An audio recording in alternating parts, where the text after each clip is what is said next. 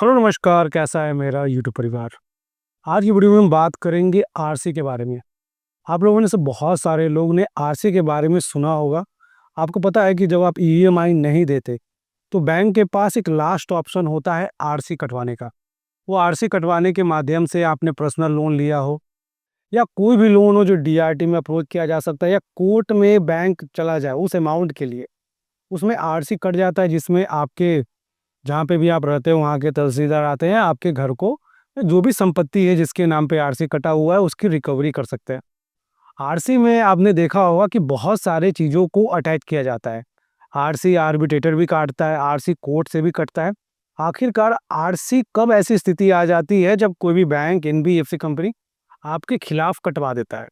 आज की वीडियो में इसी के बारे में बात करेंगे कि बहुत सारे लोग हमसे पूछ रहे थे कि सर आरसी के बारे में कुछ बताइए, क्योंकि डर लगता है अगर ईएमआई नहीं देंगे तो बैंक, एनबीएफसी कंपनी एक नया चीज़ हमें बता रहा है कि अगर आप पैसे नहीं दे पाओगे तो हम आपके ऊपर कंप्लेन करेंगे और आपका आरसी कट जाएगा। इस वीडियो को बहुत ही ध्यान से देखिएगा, समझिएगा, क्योंकि आरसी कटवाना बैंक के लिए भी बहुत ज़्यादा आसान नहीं होता। हाँ, आर्बिट्रेशन के थ्रू जो यहाँ पर रिकवरी सर्टिफिकेट जारी होता है उसमें क्या चीज़ होता है, और जो कोर्ट के थ्रू होता है इसका क्या प्रोसेस है, और डीआरटी के थ्रू जो होता है इसका क्या प्रोसेस है। ये 3 अलग-अलग प्रोसेस है, मैं तीनों के बारे में आपको बताऊँगा और उम्मीद करते हैं वीडियो आपको अच्छा लगे। जिसको भी आप देख रहे हो अपने आस-पास में, जब देखते हो कि बहुत सारे ऐसे लोग होंगे जो इस तरह के जाल में बैंक के फँसे हुए हैं, उनको पता नहीं चलता कि इसके खिलाफ या इसका पूरा प्रक्रिया क्या होता है, इस पे हम लोग काम कैसे करें ताकि हमें राहत मिले। तो इस वीडियो को उन तक शेयर कीजिएगा, तो इस वीडियो का बनाने का जो मकसद है वो भी पूरा हो जाएगा। सबसे पहले हम लोग बात करते हैं कि देखिए, एक ऐसी स्थिति समझिए जब बैंक, एनबीएफसी कंपनी आपसे बात कर रहा है, प्रयास कर रहा है कि आपसे पैसे ले ले। कोई भी बैंक, एनबीएफसी कंपनी जब भी आपसे बात करेगा या प्रयास करेगा तो उसका अपनी मोटिवेशन समझिए। वो आपको परेशान नहीं करना चाहता, आपको कहीं तकलीफ नहीं देना चाहता। उसका मतलब सिर्फ ये है कि जो समय व्यर्थ हो रहा है हमको आपसे पैसे मांगने में, आपको हमको पैसे देने में, उसके अलावा आप एक काम कर सकते हो कि समझौता कर लेते हैं। आप हमें इतना पैसा दे दो, क्यों इस चक्कर में पड़ना है। पर जब कस्टमर पूरी तरह से ये बोल देता है कि हम पैसे नहीं दे पाएंगे, या कस्टमर पूरी तरह से पैसे देने के लिए तैयार नहीं होता, या कोई भी कारणवश बातचीत हो रही है पर पेमेंट के लिए नहीं हो रहा है, कई बार तो क्या होता है कस्टमर जवाब नहीं देता, नोटिस वगैरह का जवाब नहीं देता, नोटिस को इग्नोर किया जा रहा है, रिकवरी एजेंट को इग्नोर किया जा रहा है, क्योंकि उनके मन में जो सबसे बड़ा चीज़ क्या चल रहा होता है पता है, कि हमने अनसिक्योर्ड लिया है, हमने कोई भी सिक्योरिटी बैंक को नहीं दे रखी है। जब कोई सिक्योरिटी हम नहीं देते तो कहीं न कहीं एक लापरवाही का मूड हमारे ऊपर हावी हो जाता है। हमें डर खत्म हो जाता है कि अगर हम पैसे नहीं देंगे तो क्या इसके एवज़ में भी कुछ किए जा सकते हैं, नहीं किया जा सकता। ये जब डर खत्म हो जाता है तो लोग इस तरह की हरकतें करते हैं। तो हम आपको बताएँगे कि कभी भी ये चीज़ सोचना ही नहीं है कि बैंक कुछ नहीं कर सकता। जब कोई भी बैंक, एनबीएफसी कंपनी पैसा देता है तो ये बात मानने वाली है कि बैंक बहुत बार क्या होता है, मजबूर हो जाता है, लीगली बहुत कुछ नहीं कर पाता। पर इस बात के भ्रम में कभी मत रहिएगा कि बैंक कुछ भी नहीं कर सकता। बैंक अगर चाहे तो अपना पैसा रिकवर करने के लिए हर संभव प्रयास कर सकता है और अपने पैसे को रिकवर कर सकता है। तो कभी भी आपके मन में अगर ये ख्याल आए कि पैसे रिकवर नहीं किए जा सकते बैंक के द्वारा, ये गलत बात है। अब सबसे पहला जो आप लोन लेते हो, जो सबसे आसान माध्यम होता है, मैं आज के डेट पे मानता हूँ कि इससे आसान माध्यम नहीं होता लोन मिलने का। वो सबसे आसान माध्यम क्या है कि क्रेडिट कार्ड। 20,000 से लेकर लोग यहाँ पर 20-20 लाख रुपए तक क्रेडिट कार्ड टूर आ रहे हैं। तो क्रेडिट कार्ड का क्या होता है कि मैं मानता हूँ कि 100 में से 99% ऐसे लोग हैं जिन्होंने क्रेडिट कार्ड में ईएमआई नहीं करवा रखा है, या उनका लोन नहीं चल रहा है, या किसी तरह का कोई भी चेक वगैरह नहीं दे रखा है। जब ऐसा नहीं दे रखा है तो बैंक के पास तो अब सेक्शन 138(25) का केस तो कर नहीं सकती, तो बैंक आपसे पैसे वसूलेगा कैसे? तो एक आर्बिट्रेशन के प्रोसेस द्वारा यहाँ पर पैसे वसूले जाते हैं। जब आप आर्बिट्रेशन का जवाब नहीं देते, आपकी कोई सैलरी नहीं है, तब मजबूरनवश आर्बिट्रेटर वहाँ पे आरसी करता है रिकवरी सर्टिफिकेट की जो आपकी संपत्ति है।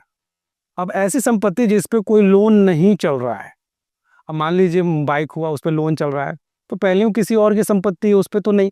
जिस संपत्ति पे या कि जिस चीज़ पे लोन नहीं चल रहा है उसको रिकवरी किया जा सकता है। ये क्रेडिट कार्ड का पॉइंट हुआ। अब हम लोग बात करते हैं, एक डीआरटी के थ्रू होता है, एक विदाउट डीआरटी के थ्रू होता है। डीआरटी के थ्रू क्या होता है कि जब आप कोई भी लोन बड़े स्केल पे लेते हो, 20 लाख से ऊपर, तो मैंने आपको बताया था कि कोई भी लोन जो 20 लाख रुपए से ऊपर के लिए जाते हैं वो डीआरटी में जाते हैं, और डीआरटी में आपके गलत पाए जाने पर अगर बैंक ने सही नोटिस नहीं किया है, सही कुछ नहीं किया है, उसके बावजूद भी आपके ऊपर कुछ हो रहा है या बैंक की गलती है, तो आप बैंक के खिलाफ भी जा सकते हो कि बैंक हमें प्रॉपर नोटिस नहीं देता है। तो यहाँ पे दोनों के पक्षों को सुना जाता है और यहाँ पर आपकी गलती मिलती है कि आपको नोटिस दिया गया है, बैंक ने पूरा सूचना दिया है, हर चीज़ करने के बावजूद भी जब आप पैसे नहीं दे पाते हो, उस केस में भी आरसी कटता है, जिसमें आपको उस वैल्यूएशन का, मान लीजिए 20 से 25 लाख का, उस वैल्यूएशन का आपके पास क्या है, ज़मीन है, सैलरी है, कोई इनकम है, जो भी चीज़ है उसको अटैच कर दिया जाता है। ये भी एक तरह से रिकवरी होता है जो आपको लॉन्ग टर्म में बहुत ज़्यादा हैम्पर करता है। अब बात करते हैं यहाँ पे जो कोर्ट के द्वारा कराया जाता है, उसमें थोड़ी-सी बैंक को परेशानी होती है क्योंकि ये मामला 20 लाख से नीचे का होता है।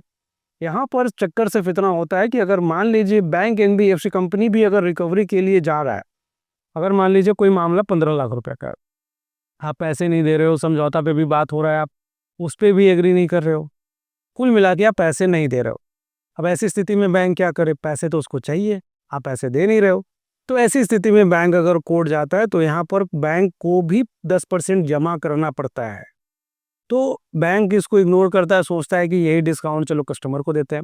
तो आपने अक्सर सुना होगा ना कि बड़े लोन में बैंक बहुत ज़्यादा डिस्काउंट देने लगता है, क्योंकि 40 to 50% तो बैंक हमेशा एग्री करता है कि चलो आप हमको पैसे दे दो, हम इसको सेटल कर लेंगे। वो 10% जो 20% तक जो आया जाता है, जो डिस्काउंट आप सुनते हो लास्ट में, इसका सबसे बड़ा कारण यही होता है कि बैंक जो कोर्ट में खर्चा करेगा, जो एडवोकेट को करेगा, जो टाइम बर्बाद करेगा, जो एफर्ट बर्बाद करेगा, वो कस्टमर को प्रोवाइड करता है और चाहता है कि कस्टमर इसका बेनिफिट उठाए और उनके पैसे को वो रिटर्न कर दे। पर यही है, कस्टमर जब समझ नहीं पाते तो प्रॉब्लम्स बढ़ जाती है। तो मैं आपको अक्सर बोलता हूँ कि कभी भी बैंक से बात कीजिए, जब आप ईएमआई नहीं दे पा रहे हो, बैंक से बात कीजिए, समझिए कि बैंक आपके लिए क्या-क्या ऑफर मुहैया करवा रहा है। यहाँ पे कभी भी खुद जानकार ना बने, बैंक को पूरी आज़ादी दो अपनी बातों को बोलने के लिए, तब जाके आपको रियल में बेनिफिट मिलेगा। इसके अलावा आपको लोन में किसी भी तरह से समस्या आ रही है, आपको वो चीज़ नहीं समझ में आ रहा है कि इसको करेंगे कैसे, तब जाके आप हमसे सलाह ले सकते हो। स्क्रीन पे एक नंबर है, वहाँ पे हम आपको लोन के रिगार्डिंग नोटिस, प्रायर नोटिस भेजना है, होम लोन है, एजुकेशन लोन है, बाइक लोन है, कार लोन है, नहीं समझ में आ रहा किस लोन के जंजाल से निकले कैसे, हमसे संपर्क कीजिएगा। जय हिंद, वंदे मातरम।